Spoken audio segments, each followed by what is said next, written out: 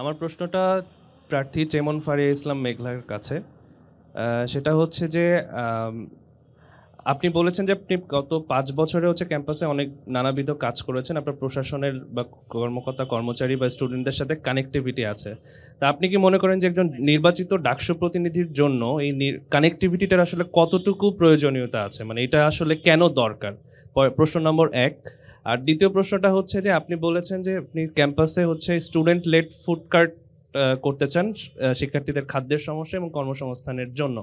So এটা আপনি actually কিভাবে প্রশাসনের সাথে সমন্বয় করে ইমপ্লিমেন্ট করবেন? ধন্যবাদ আপনার প্রশ্নের জন্য। প্রথমেই বলি, আমি একটা আমার ওয়েবসাইট লঞ্চ করেছি chemonfaria.me। এখানে যে কেউ চাইলেই তাদের মতামত জানাতে পারে। আমি এখন থেকেই ডাকসু কেন্দ্রিক যখন কথাবার্তাগুলো বলছি তখন থেকেই এই ওয়েবসাইটটা দিয়েছে।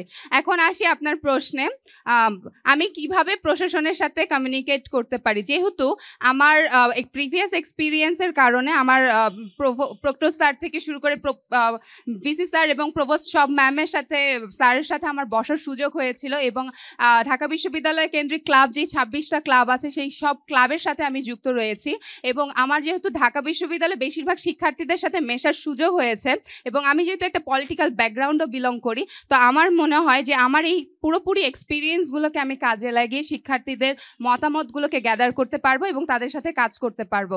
এছাড়া যে ফুড কার্ডের বিষয়টা আপনি বললেন, এই বিষয়টা আমার একদম প্রথম থেকেই মাথায় ছিল, কারণ আমার মনে হচ্ছিল যে খাবারের সংকটটা আমাদের ঢাকা বিশ্ববিদ্যালয়ের সবচেয়ে বড় সংকট। এই খাবারের সংকটের কারণে আমার এক বন্ধু বা আমি নিজেও সকালের খাবারটা খেতাম না। আমার কাছে মনে হতো যে সকালের খাবারটা খাওয়া মানে অপচয়।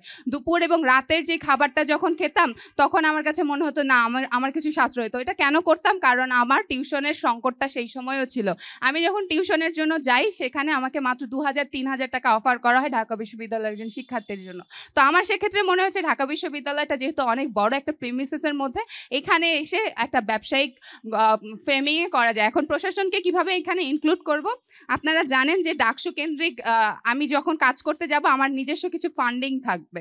তো আমি সেই ফান্ডিং দিয়ে আমাদের মেইন টার্গেট থাকবে হলো কার্জন হল, সোশ্যাল সায়েন্স ফ্যাকাল্টি এবং আমাদের হাকিম চত্বরে যেই জায়গাগুলো আছে সেইখানে ফুড কার্ডের অ্যারেঞ্জ করা। আমি যখন কার্জন হলে গেলাম তখন দেখলাম যে খিচুড়ির দোকানটা যেটা আছে সেখানে আমি বসে নিজেই খেয়েছি এবং আমার মনে হচ্ছে যে একটা ফ্যান শুধুমাত্র কেন থাকবে। তো স্টুডেন্টরা বলছিল যে আপু, আমরা সায়েন্সের যারা আছি তারা হলো ল্যাব 5টায় শেষ হয়, এরপরে আমাদের আসলে কিছু করার থাকে না, আমরা টিউশনে যখন যাই আমাদের পড়ার টাইমটা থাকে না। তাদেরকে কিভাবে ইনক্লুড করা যায় সেটার সাথে অলরেডি আমার প্রশাসনের সাথে কথা বলা হয়েছে এবং আমি কাজ আমার শুরু করে দিয়েছি এবং এই ক্ষেত্রে আমাকে সবচেয়ে বেশি যারা হেল্প করছে তারা হলো আমাদের ডাকসুর কর্মচারী, টিএসসির যারা কর্মচারীরা আছে তাদের। আমি তাদের সাথেও কথা বলেছি, তাদের সমস্যাগুলো যখন শুনেছি, 1 মিনিট চেয়ে নিচ্ছি।